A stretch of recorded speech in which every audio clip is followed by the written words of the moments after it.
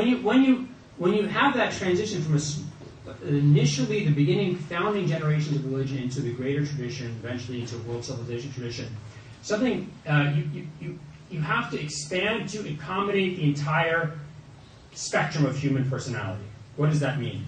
When Jesus' original followers, he probably attracted people with certain personality types. They were probably willing to give up wealth. They were probably willing to question conventional wisdom, right? The original followers of the Prophet Muhammad had certain personality types. So a religion in its early stages might, let's say, have a certain DNA, and it might attract certain people to that religion. And in that first generation or two or three, you might see, let's say, the behavior of that community is particularly honest or particularly generous. But by the time you get beyond those early generations, and especially as that community expands in size and space, eventually it's going to have to make room for the entirety of human personality. Because you don't have a religion that's followed everywhere from Spain to India, and everyone suddenly becomes an honest, generous person who's willing to pray 5 times a day and give up drinking wine. No. Maybe they'll pray a couple times a day, maybe they won't drink as much wine as before, but there's going to be people who don't pray, who drink alcohol, who are dishonest. I would still contend that overall, there was still something in the DNA of Islam as an ideology that actually, contrary to popular opinion, this is not a religion spread by the sword. There was actually more of a kind of DNA urge towards toleration and accommodation of religious difference than towards violence or forced conversion to Islam. What's very interesting, especially when you're used to reading European history, where there's the 30 Years' War, there's the 7 Years' War, there's the 100 Years' War, there's all these different wars. In Islamic civilization, there's actually not that many wars, especially kind of the Islamicate heartland of the, say, Nile River to the Oxus River in Central Asia. There's not very many conflicts. It's not nearly as bloody as European history.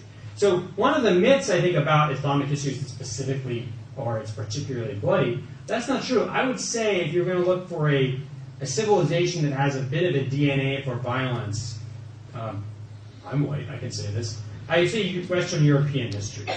I mean, there was World War II, World War I, and we should put those out there as some evidence. Okay. But what about the original Muslim conquest of the Middle East?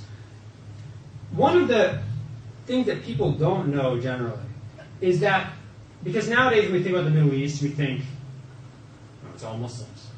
I was so surprised. I remember when I was like in your position a year ago, and I was just learning about Islam. I was surprised to know there were Christians in the Middle East. I didn't know Christians in the Middle East, really? And then someone said, yeah, you know, remember Jesus? That's where he lived. His followers still live there. But the fact of the matter is that for many, many centuries, Muslims, and particularly, this was especially in the early Islamic period, it's identified with being Arab. Muslims were a tiny minority in this empire they just conquered. So when we go back to this big map, that huge, look at this massive amount of territory that's conquered by 750. That green blob indicates control, political control. It doesn't mean that everybody living in that blob is a Muslim. In fact, if you were going to go by population, you just have tiny little dots here and there. You have extremely small Muslim minorities that conquer these areas. Just to give you some examples, in the year 800 in Iraq, only 18% of the population was Muslim. The rest was Christian, Jewish, Zoroastrian, varieties of Christianity, right? In Iran, in the 860s, it was only 40% Muslim. By the year 1000, however, you get up to 80% Muslim.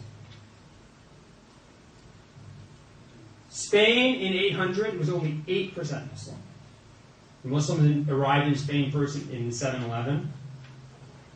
But in the year 1000, it's 75% Muslims. You can see there's tremendous growth in the population, especially between in the 900s. Sorry. Egypt is not majority Muslim until the 11th century.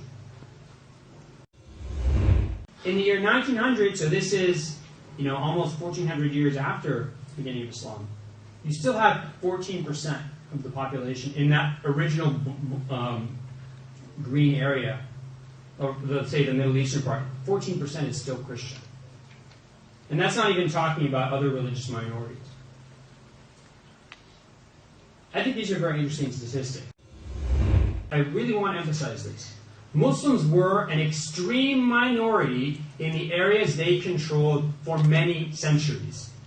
They were not even up at 50% until some 200 years after the initial Muslim conquest of the So anyone who says that Islam is a religion that was spread by the sword, if you think that literally means people were forced to convert to Islam by the sword, they were not. If they were, it wouldn't have taken Muslims 300 years, 400 years to get to this percentage of Muslim population. We'll get more, I'll describe more of that. But let's look at these conversion rates compared to a situation where there was forced conversion.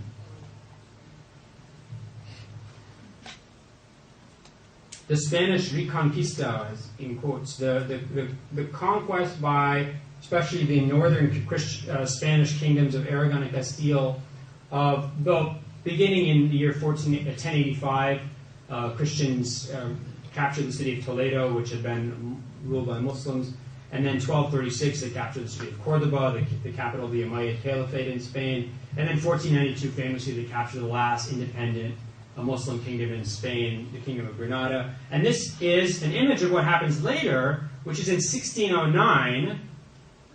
All, not just Muslims, there were no Muslims at that point anymore. Anyone who is descended from Muslims had to leave Iberia. They were kicked out of Spain. People debate the numbers, but anywhere between 3 and 4% of the population of Spain was expelled, because they were descended from Muslims. In the year 1391, it's not just Muslims, obviously. In the year 1391, there were riots, anti-Jewish riots throughout Spain. 1/3 of the Jews in Spain were killed. 1/3 were killed. 1/3 were forcibly converted to Christianity.